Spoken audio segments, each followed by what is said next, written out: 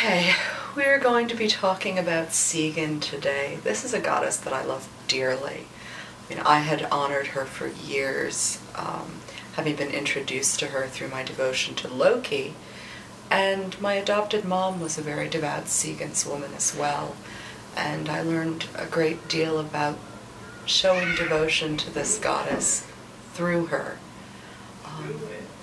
So not many people actually honor Sigyn, unfortunately. I've seen her dismissed within contemporary heathenry as the epitome of the abused wife, and I think that this is unfortunate because she is a goddess of tremendous constancy. She is a goddess of love and of devotion, and I think we do ourselves a disservice by turning away from the very quiet but tremendously important gifts that she has to offer. So Sigyn has different aspects, a younger and an older aspect, and could you talk about those? Many of us who honor Sigyn as part of our ongoing devotional practice, who have a deep devotional relationship with her, have experienced her in two different ways predominantly. And she has other paths as well, but these are two of her most common manifestations. One is as a child, and I find it tremendously moving that one of the holy powers would choose to take the image of a child. I mean, there's something very special there. And it's through that child aspect that she can bring a great deal of healing.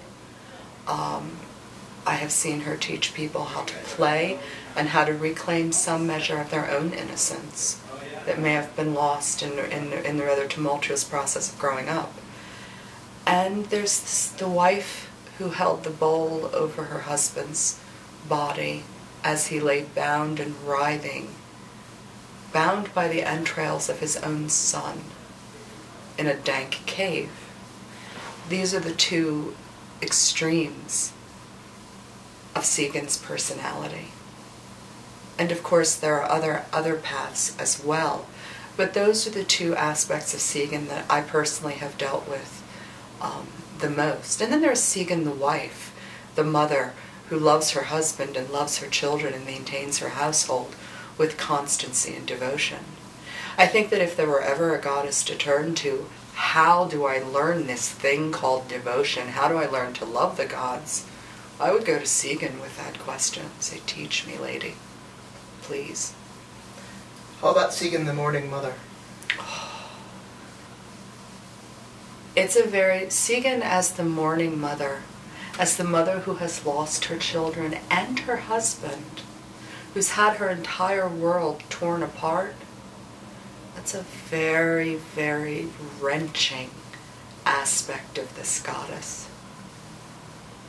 When she comes, when her presence fills the room, it's with overwhelming grief. Where are my children?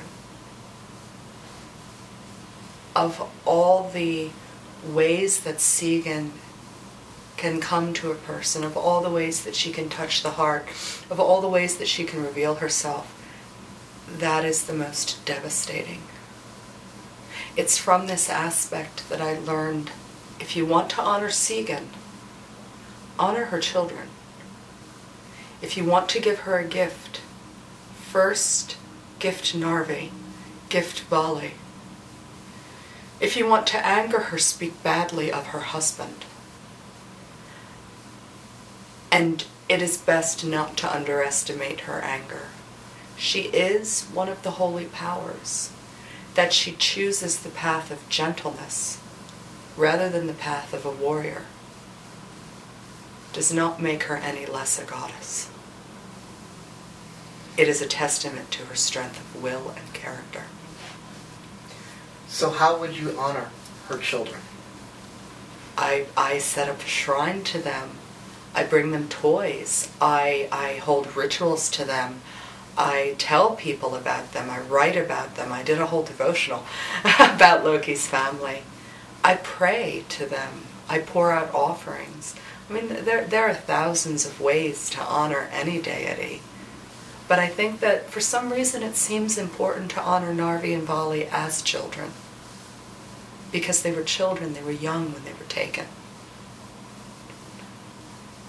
And as Baldur's death was a tragedy, so was the death of Narvi.